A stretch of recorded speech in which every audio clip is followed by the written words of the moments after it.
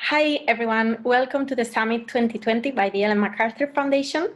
The Summit is a platform where leaders, innovators, and pioneers share their perspectives on how to best build an economy that is resilient and regenerative by design. Today, we are hearing stories of designers who are finding circular design to be a creative and professional option and path. I am Anna Caral, and in this session, I'll be speaking with Deborah Samter from TU Delft in the Netherlands. She's a strategic product designer with an interest in social and environmental sustainability, who at the moment is finishing her PhD in circular product design. Hi, Deborah. Thank you so much for being here with us today. Hi, Anna. Hi. So nice to have you here. Before we dig deeper into what your research is about, could we start to talk about your circular design journey? Yeah, sure. So my circular design journey started actually with me starting my PhD on circular design. During my master's, I had heard a little bit on circular economy. I was always quite interested in sustainability in general. And then I started hearing on circular economy and what it could do. And to me, it just made sense. So when I got offered the opportunity to then also do a PhD and dig deeper to kind of understand what circular design is about, I took the opportunity. Nice. And so before you got into this moment of starting your master's, do you remember if there was like someone or like a specific moment that you were like, oh yes, this is what I want to do. Circular economy and design is my thing. Yeah, I think two people, and for me, two women. Nice. Of course, it's Ellen MacArthur for sure. I think the way she speaks on circular economy and like what she's telling the story is really engaging. And then also, definitely one of my supervisors, Connie Bakker, who also co-wrote the book Products That Last, which really specifically shows shows circular design strategies, circular business model strategies, and really kind of makes it really visual. So I really liked when I read the book, I was like, okay, wow, this is what it could be, and this is what it could mean for design, and also reflecting on myself as a designer and my background. So it really, those were two people that really got me into and hooked me into kind of circular economy and specifically circular design. That's a great story. And I think that there are so many other inspiring people, but we always have in our lives like a specific moment and a person that like help us to change our path, and that's super inspiring. So there's another question about your path or like your journey. Since you started, do you know what are the benefits that circular economy brought to you, like stimulus or purpose? That's a really good question, actually. For me, as reflecting on my education as a designer and also what I wanted to do as a designer and how I could contribute, because I think designers in some way do affect or could be like really an enabler in a circular economy. So it really brought to me, first of all, reflection, but it also brought to me kind of more purpose, because circular economy for me feels as a more wholesome, more holistic view on the design of products and on like the sustainable design of products and how we could do it. We could look more into the future and could contribute in a more social and sustainable way. So I think that's what it brought for me specifically, as a benefit. Thank you for sharing so much. So let's try to go a bit deeper into like your work and what you've accomplished and found out until now. If I'm correct, you can correct me. During the last 4 years, you have been working with different businesses to better understand circular design in practice, how it works actually. Could you share some examples and what circular design work you are most proud of? Yeah, the work that I'm most proud of, like there are two projects that were really nice and that I learned a lot from. First of all, was a case study that I did with a Dutch stroller manufacturer named Bugaboo. They did they're making really high-end strollers, and they decided to do a pilot with leasing their strollers instead of selling their strollers. And from that, I learned a lot on like how do you set up a whole pilot, and it really learned me like that you need, or well, it really taught me that you really need to collaborate in a circular economy. So you cannot really do it as a one company on its own. It also taught me kind of the value of design. That design could kind of really help be kind of facilitating, or designer specifically could be a facilitator in that whole process.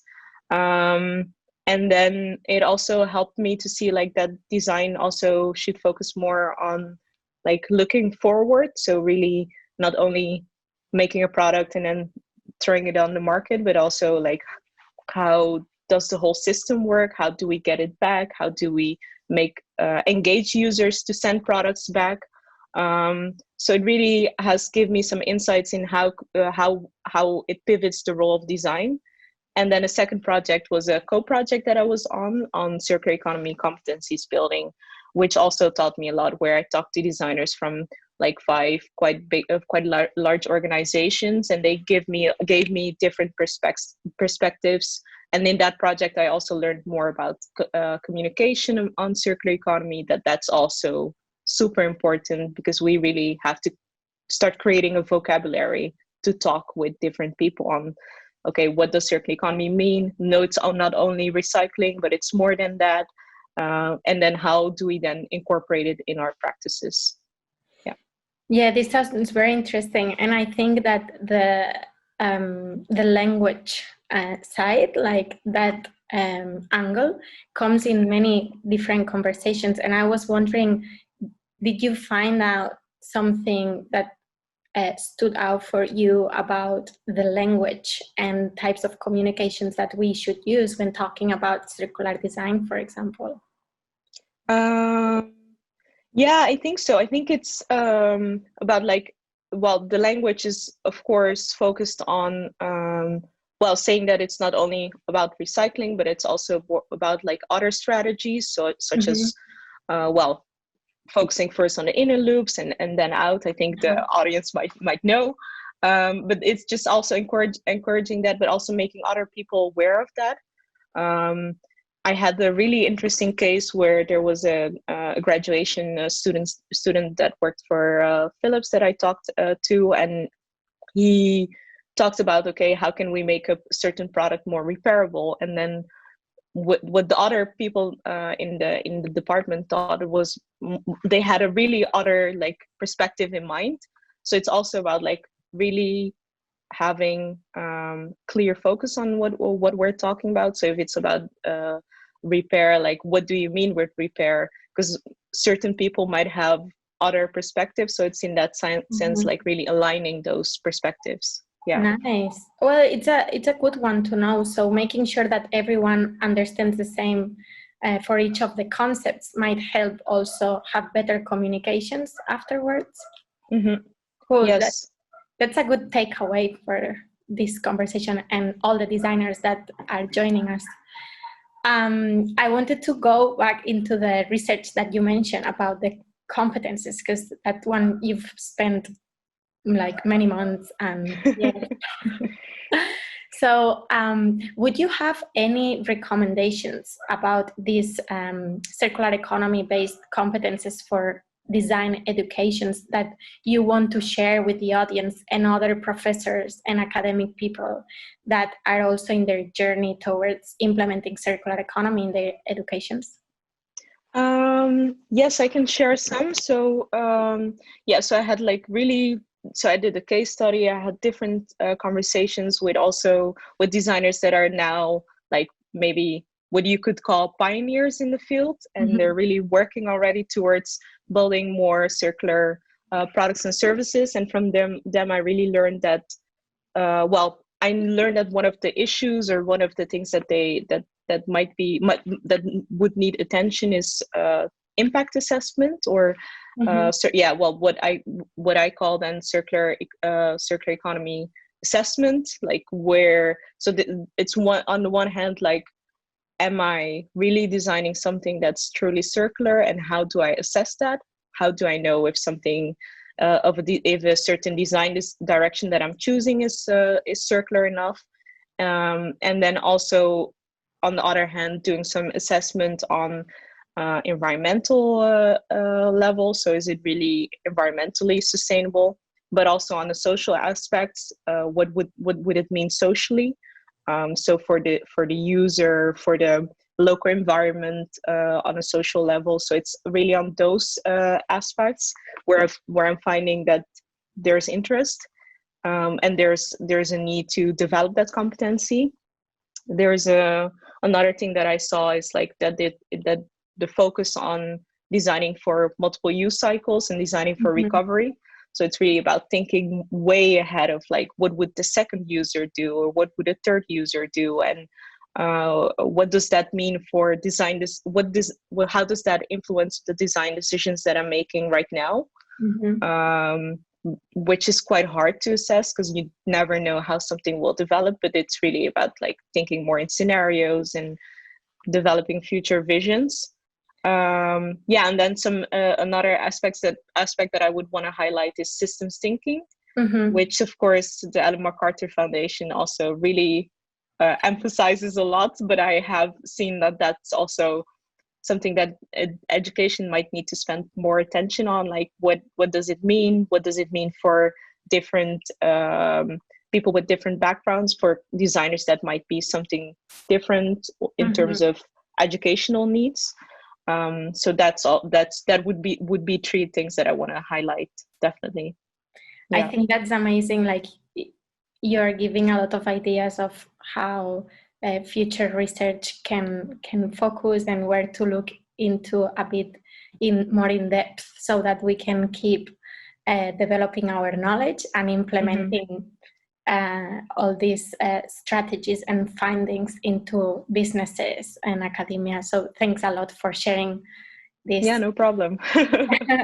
So we have a last question that might be like the more imaginative, or also it could be subjective as well. But so what would take your circular design work to the next level?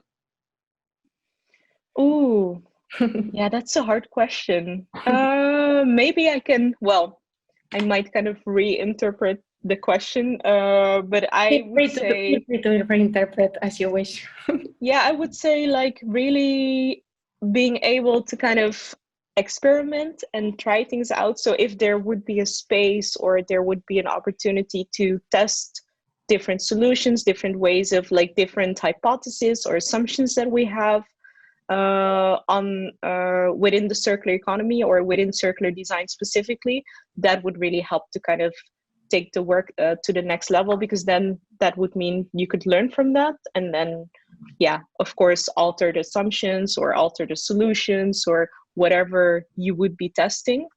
So that would really give more insights, because I think nowadays, or it might just be hard for certain companies to kind of make the switch like that, because of the way of working that's really ingrained in certain institutions.